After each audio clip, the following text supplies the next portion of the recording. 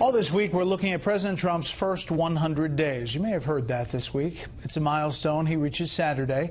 Tonight, the challenges the new president has faced and what he's done about them. Here's Correspondent Kevin Corke.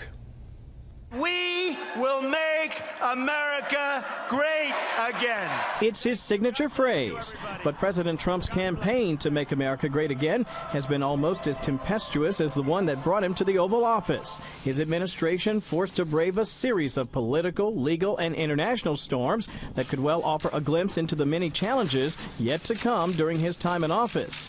Domestic challenges running the gamut from health care and tax reform, immigration and constructing the wall, jobs, trade, infrastructure, and of course, filling what many expect could be multiple seats on the U.S. Supreme Court. We are going to repeal Obamacare and replace it. Health care and tax reform have been pitched as the twin sails of the Trump administration, whose concept for the two is fairly straightforward. Sweep away the Affordable Care Act and create a new plan with more cost savings and options, thus setting the stage for the White House and Congress to finally partner on meaningful tax reform. Further consideration of H.R. 1628 is postponed. But the president's first attempt at solving the health care crisis, led by House Speaker Paul Ryan, failed to marshal enough votes on Capitol Hill. Despite the embarrassing setback, the president remains optimistic. It's been very much misreported that we failed with health care. We haven't failed. We're negotiating, and we continue to negotiate. He says those savings will help to fund a major tax overhaul designed to further spur the economy and boost the middle class.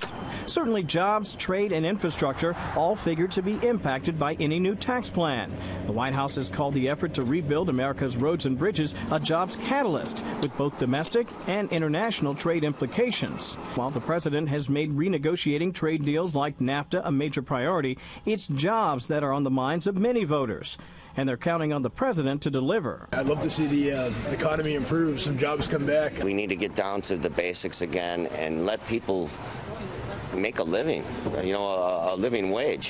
We will build the wall, and Mexico will pay for the wall 100%. The president's desire to enhance border security has been a major aspect of his immigration platform, headlined, of course, by the construction of a wall between the U.S. and Mexico, which brings with it weighty political, legal, and financial implications with a projected cost of more than $20 billion.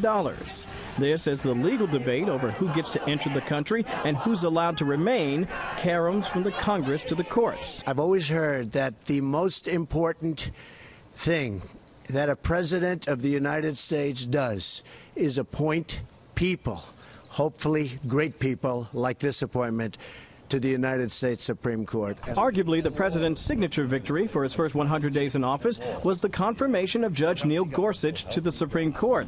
A promise kept from the campaign, but one fraught with numerous potential challenges to the Trump agenda ahead, from hot-button cases involving race, abortion, and faith, and the likelihood of needing to find and confirm other judges to the high court. Internationally, the president inherited the war on terror and the evolving mission in Afghanistan. The challenge, as it was for the Obama administration ahead for the Trump administration, is putting that counter-ISIS operation into a more holistic strategy. The president also faced a potential nuclear crisis with North Korea as Pyongyang continued to dare the West with repeated ballistic missile tests. So far, I have gotten nothing, absolutely nothing. Add to that an increasingly thorny relationship with China, the ongoing war in Syria, renewed questions about the usefulness of the Iran nuclear deal. And, of course, there's Russia. I hope that we get along great with Putin, and I hope he likes me. Though no evidence of collusion or criminality involving the Trump camp and Russia has been discovered, ongoing investigations and the resulting political rhetoric could cloud the chances of improved relations with the Kremlin, a challenge exacerbated by the decision to launch missiles into Syria, a Russian ally. Meanwhile, the president's decision to dispatch a strike carrier group to the region has raised the stakes with North Korea, which has threatened to strike the West with a nuclear warhead if provoked. Analysts say it's clear that the new president will have his hands full well beyond his first 100 days. It's like a surgeon, and you get in there and you can easily cut the wrong thing. And this is an age of nuclear war, and he's inherited some huge problems. Anything can happen. The great irony, of course, is that this is a president who said he campaigned for America first. It's all about jobs, and a very significant part of his first 100 days has involved foreign policy, national security, actually the projection of American power. And another challenge I want to pass along that we didn't have in the piece, the president really faces a major challenge from the so-called mainstream media, who White House officials tell me have somehow managed to meld the editorial pages with straight news reporting in what they call a nonstop chorus of criticism of the administration.